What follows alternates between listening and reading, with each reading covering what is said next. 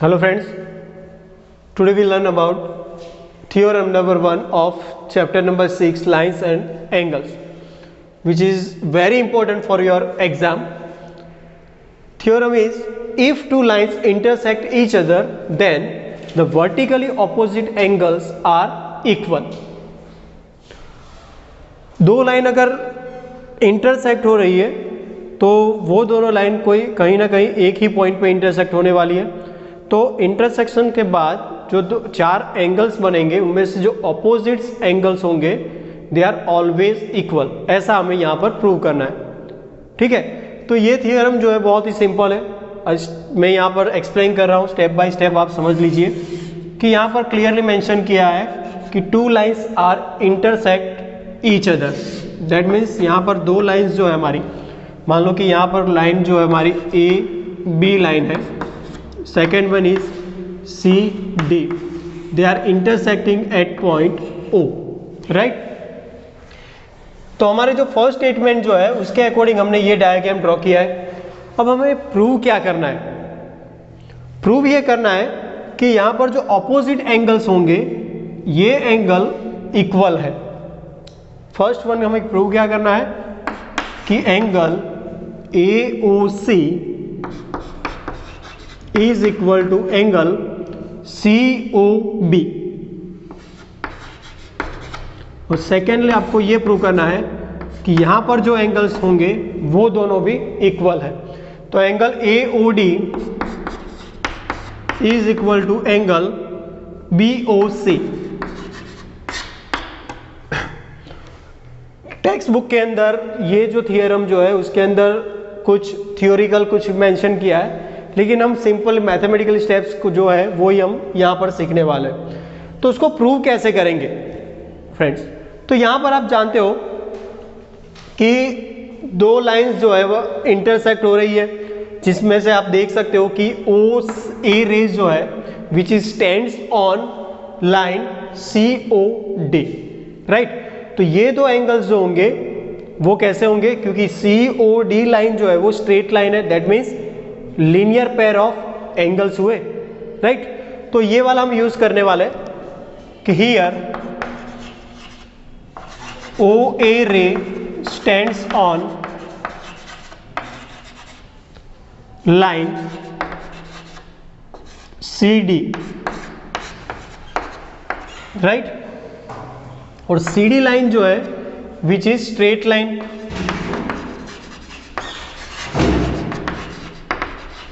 Now according to linear pair of angles, we can write here angle according to linear pair of angles. We can write here angle, sum of these two angle is always 180 degree, right? तो यहां पर angle कौन सा है? एक तो AOC plus AOD is equal to 180 degree. This is your result number 1। Now similarly ray OD which stands on line AB. Now according to linear pair of angles, we can also write here angle AOD plus angle DOB is equal to also 180 degree, right? Here ray OD also stands on line AB. Now according to linear pair of angles, here we can write AOD, angle AOD plus angle DOB is equal to also 180 degree. This is your result number 2, right friends?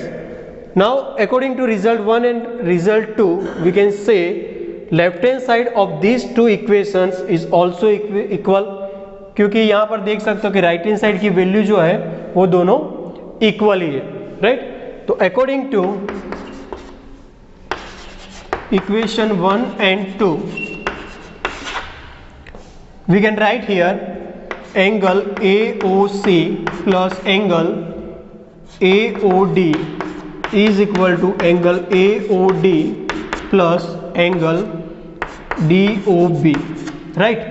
अब आप देख सकते हो कि is equal to की opposite sides पे same angle है, तो ये सेम एंगल जो होगी उनकी जो वैल्यू आएगी वो दोनों साइड सेम ही होने वाली है, तो दोनों साइड से मैंने कट कैंसिल कर दिया है। तो आपको जो प्रूव करना था फर्स्ट वन के AOC is equal to angle DOB, मतलब कि ये दो एंगल्स कौन से हुए, AOD and BOC, sorry AOC and BOD, मतलब कि ये जो एंगल्स हुए, एंगल नंबर 1 यहाँ पर मेंशन कर लेते हैं कौन से एंगल्स हैं। तो angle number 1 and angle number 2 यहाँ पर क्या हो रहा है, इक्वल हो रहा है फ्रेंड्स, ठीक है। तो आपको जो प्रूव करना था AOD and BOC is equal AOC is equal to BOD, दोनों आपको इक्वल प्रूव हो गए, ठीक है फ्रेंड्स। तो अब ये सेकंड जो रिजल्ट है AOD is equal to BOC, वो हम यहाँ पर सिमिलरली प्रोसेस करके हम यहाँ पर प्रूव कर सकते हैं, लेकिन हम यहाँ पर क्या करेंगे, ये जो टर्मिनोलॉजी हमने लिखी है थियोरिकली वो हम लिखने वाले नहीं है, डायरेक्टली कौन से दो एंगल्स जो है वो इक्वल हो रहे हैं वो ही हम डायरेक्टली हम लिखने वाले हैं, ठीक है फ्रेंड्स। अब हमें प्रूव क्या करना है कि 1 इज इक्वल टू 3 तो हो गया है, angle 1 is equal to angle 3 तो हमने प्रूव कर लिया है। अब हमें प्रूव क्या करना है कि angle 2 is equal to angle 4, right. तो हम क्या करेंगे कि ये दो एंगल्स जो होंगे 1 + 2 उसका यूज करेंगे, तो एंगल्स कौन से हुए, AOC plus angle AOD is equal to 180, क्योंकि आप जानते हो कि जो फर्स्ट वाला जो हमने लिखा था कि रे OA जो है which stands on a straight line this, so sum of this two angle is always 180। Similarly ray OC जो है वो which stands on line AB, so according to the linear pair of angles sum of this two angle is equal to also 180, right. तो हम यहाँ पर लिखेंगे angle AOC plus BOC, angle BOC is equal to 180, right. मान लो कि ये आपका इक्वेशन नंबर 3 है, ये इक्वेशन नंबर 4 है आपका। Now compare this two equations, you can get here angle AOC plus angle AOD is equal to angle AOC plus angle BOC। दोनों साइड पे आप देख सकते हो कि एंगल AOC जो है वो दोनों साइड कॉमन है, सेम ही है, तो आप उसको कैंसिल कर सकते हो। तो यहाँ पर आप लिख सकते हो कि AOD is equal to angle BOC, जो आपको सेकेंडली प्रूव करना था, ठीक है फ्रेंड्स। तो आपको सिर्फ याद यही रखना है कि आपको एक ही टर्म्स याद रखने हैं, लीनियर पेयर ऑफ एंगल्स जो है वही आपको मेमोराइज करना है, वही आपको पूरी थ्रू आउट थियरी के अंदर आपको वही यूज करना है। तो कहीं पर भी मान लो कि आपको दो लाइंस इंटरसेक्ट हो रही है, तो दोनों लाइन इंटरसेक्ट जब होती है तब आपको दिमाग के अंदर ये चीज़ जो होती है वो आपको vertically opposite angles are equal होते हैं, वो दिमाग के अंदर आना चाहिए, ठीक है friends. Hello friends, let's start exercise number 6.1.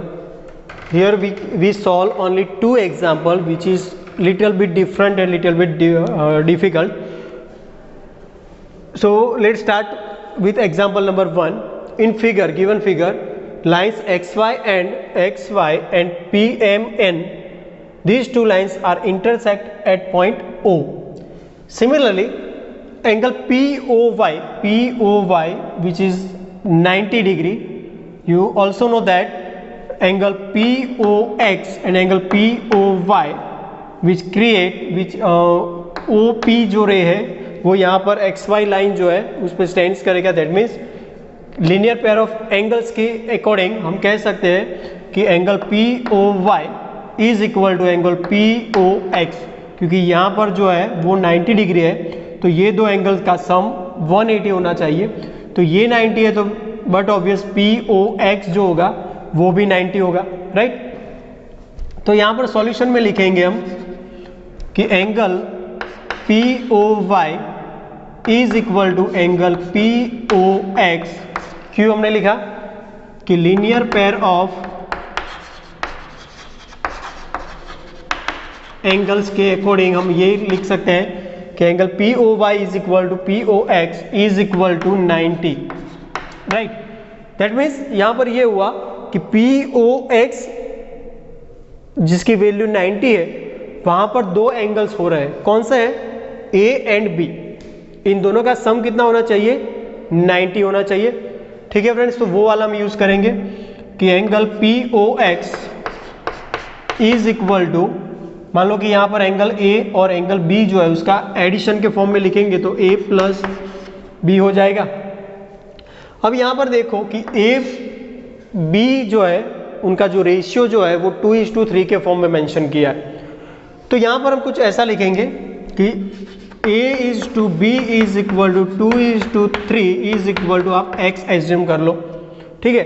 तो ऐसे रेशियो के फॉर्म जो होते हैं उनके अंदर आपको ये जो एग्जाम्पल्स जो है उसके अंदर X को कंसिडर कर देना है, ठीक है फ्रेंड्स। तो उसका मतलब ये हुआ कि A क्या हुआ 2X and B is equal to 3X. Now put these two values in this equation, right? अब POX की वैल्यू आप जानते हो 90 degree,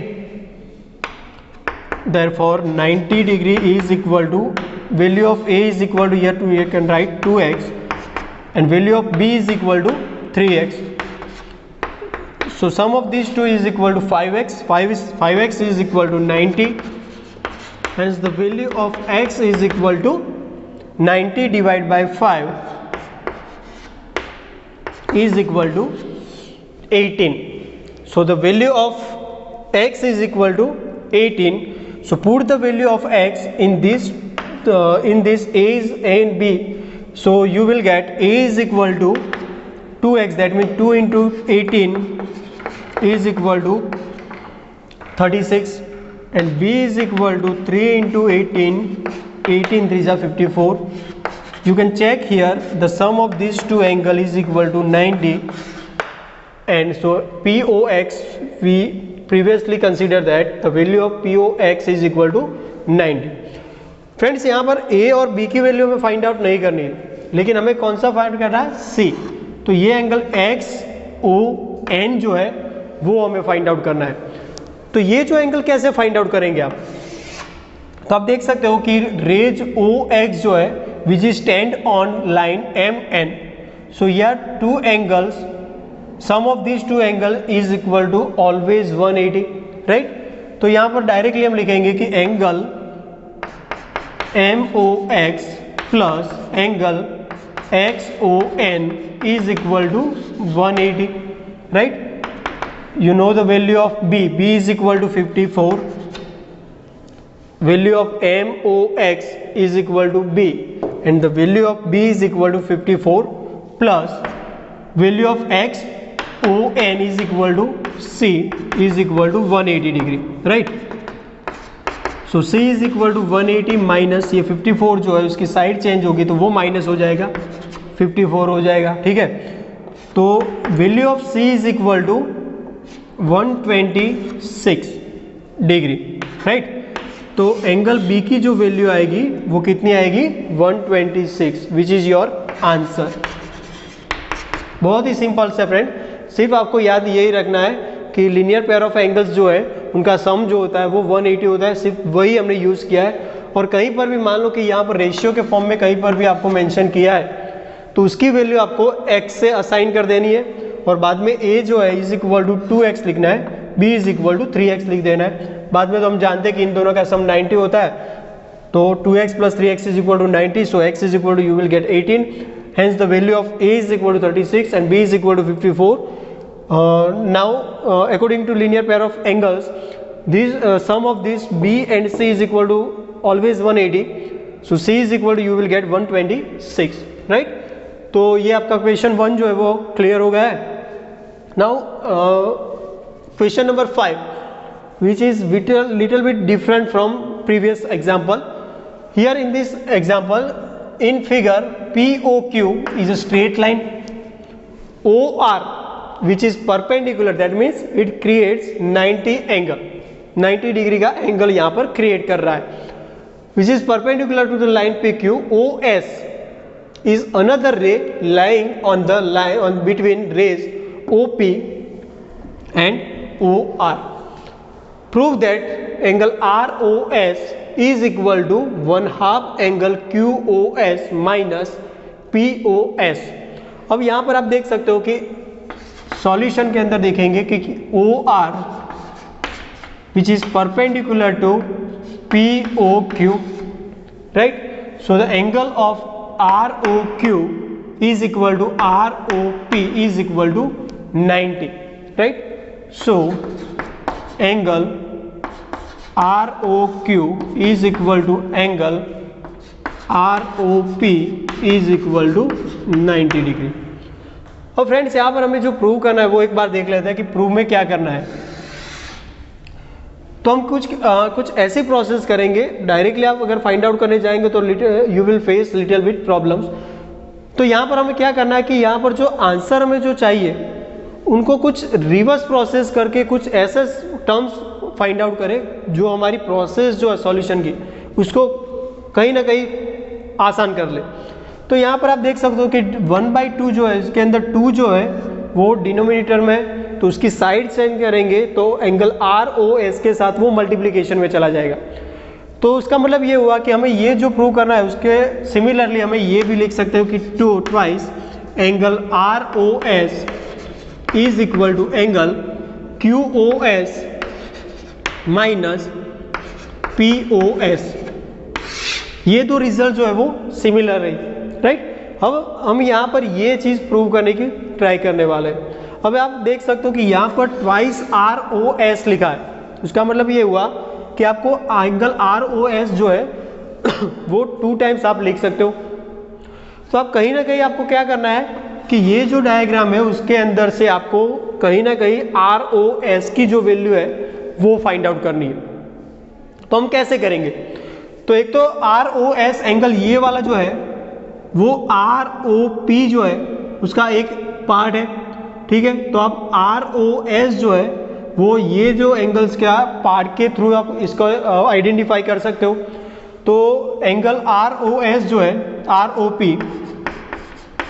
is equal to, here you can write angle ROS plus POS, right, जिसकी value कितनी है ROP की 90, जो हमने पहले ही लिखा है 90 की है. सिमिलरली यहाँ पर भी हम लिख सकते हैं कि एंगल SOQ जो है वो यहाँ पर दो एडजेसेंट एंगल का सम के थ्रू हम लिख सकते हैं. तो एंगल ये आपका रिजल्ट बन हुआ SOQ,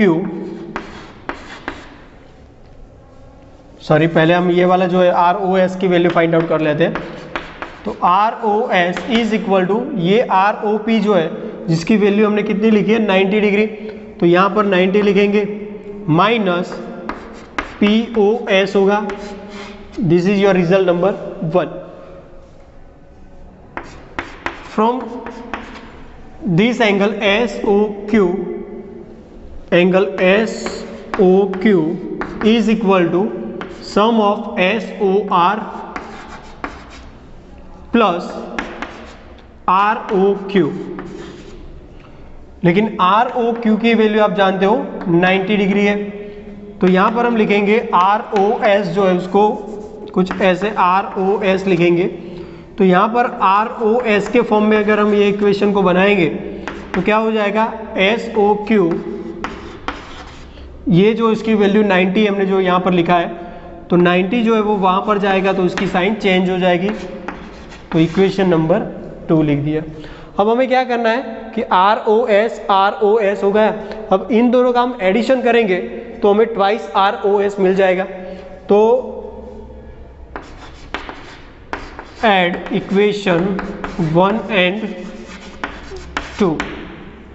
तो राइट हैंड साइड की वैल्यू राइट हैंड साइड पे हम एडिशन के फॉर्म में लिखेंगे और लेफ्ट हैंड साइड की वैल्यू जो है वो लेफ्ट हैंड साइड में लिखेंगे। तो ROS इज इक्वल टू के लेफ्ट हैंड साइड पे है, तो इन दोनों का सम होगा तो ट्वाइस ROS हो जाएगा। ठीक है friends, is equal to right hand side पे जो भी वैल्यू है हम उसका एडिशन के फॉर्म में लिखने वाले हैं। तो फर्स्ट वाला क्या होगा कि 90 minus POS plus SOQ minus 90। अब यहाँ पर 90 पॉजिटिव है, यहाँ पर नेगेटिव है, तो दोनों साइड से कैंसिल हो गए। अब हम क्या करेंगे कि ये जो पॉजिटिव वाला जो है QOS उसको आगे लिखेंगे। तो एंगल QOS और माइनस की साइन के साथ POS लिखने वाले। और लेफ्ट हैंड साइड पे तो हमने क्या लिखा है कि ट्वाइस एंगल ROS लिखा है। अब यहाँ पर देख सकते हो कि ये वाला जो रिजल्ट जो था वो हमने यहाँ पर लिखा है, वही रिजल्ट मिल रहा है। तो ये रिजल्ट कैसे मिला था, तो ये जो 2 जो है वो मल्टीप्लिकेशन में उसकी साइड चेंज होगी, तो यहाँ पर ये जो प्रोडक्ट जो जिसकी होगा उसके डिनोमिनेटर में आ जाएगी।